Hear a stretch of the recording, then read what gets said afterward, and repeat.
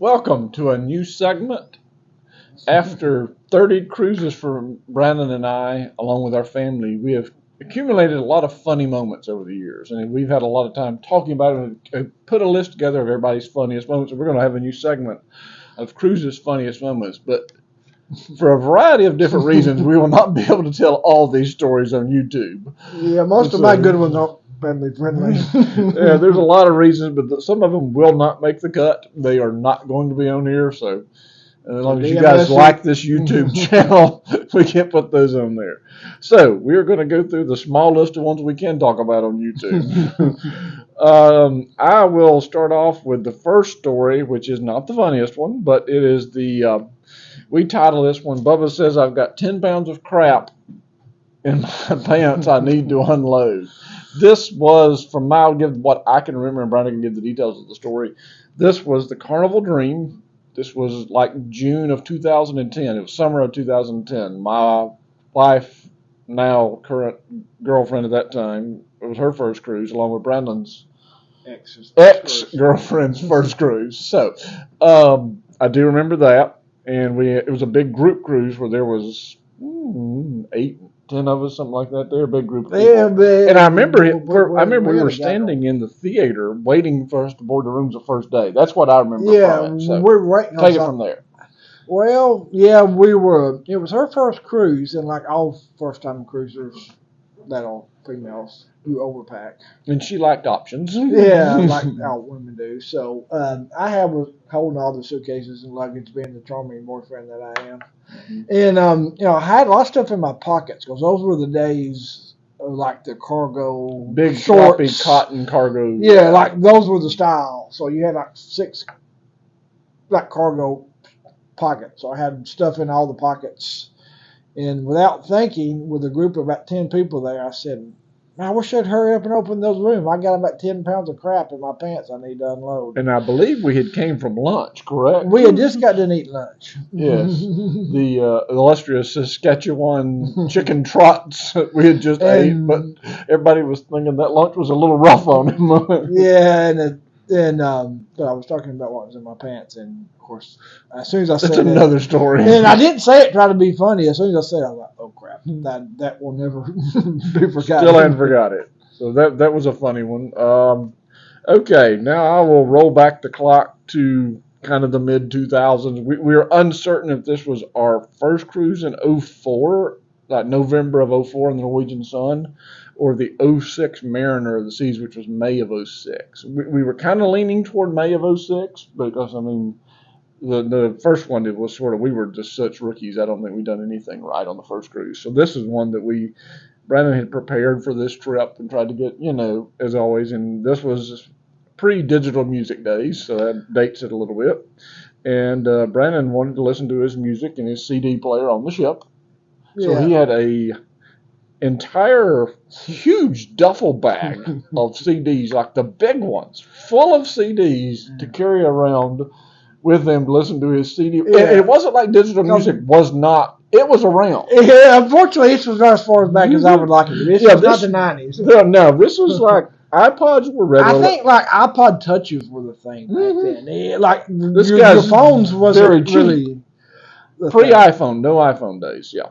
But like Brandon, the little MP3 players, I think, was around. And I still have mine. I'm not certain it works, but Brandon was literally on the pool deck on a sea day in a swimsuit, carrying a huge duffel bag full of CDs and a CD player around, looking like possibly the cheapest man alive, or possibly someone in his 80s, refusing to change the digital music, getting lots of looks. Yeah. And I think I also had my satellite radio at the time, which had just took off with me. I'm up here pointing the antenna at the sky, trying to get a signal in the middle of the ocean. Like, I would have been able to get a satellite signal over here. I was doing that, but for some reason we forgot that story, so we'll just stick with Brandon's. Yeah, I did not catch a girlfriend that cruise. That was pre-girlfriend days there for both of us. That unfortunately that was not as far back as that was not in the 90s, which I would like it to be, but unfortunately it was. At that point, I think I went home with like, I got to get me an iPod Touch. I think we both upgraded digital music after that because you really felt like a goofball. I mean, you really felt like everybody was staring at you because, I mean, not many people walk around with duffel bags that big. Even when I think it was a drivable port too, so that was why I was able to. Even cruising with a toddler and a child, I didn't carry a duffel bag that size around a cruise ship. It was big. Huge. I think I still got the duffel bag. One of those you could pack for a 3 or 4 day trip in it. So, lots of music. And if you're wondering, I now use Spotify and download music. Times have changed this big. All right. This other one is a funny story, but it's also a lesson, children. And even if you're right, there's certain ways to not act. You know, you just don't act certain ways as an adult. This was during, I'll give what I remember, the country music trivia, which if you don't know Brandon, literally that's his wheelhouse. I mean, he is, especially old school country music, that's his field of expertise. Right. I know more than most people, but not like his level. Yeah, like I can name the song within like a second or two before. I don't even need words. So during this country music trivia, which was hosted by people that don't know anything about country music, okay, and there was multiple errors and like pronunciations and stuff. Yeah, the guy from the Philippines was going off the sheet. He knew nothing about country music. So, and I believe we were in a tight battle with someone for first place. We was. This was the last question. Well, they were letting you.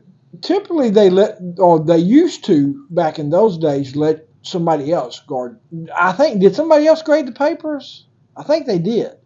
Yeah, back then they let somebody else grade the papers. I don't remember the details of that. Go ahead. But I don't remember that part. But I remember, and now Brandon will tell you the question. I don't. Yeah.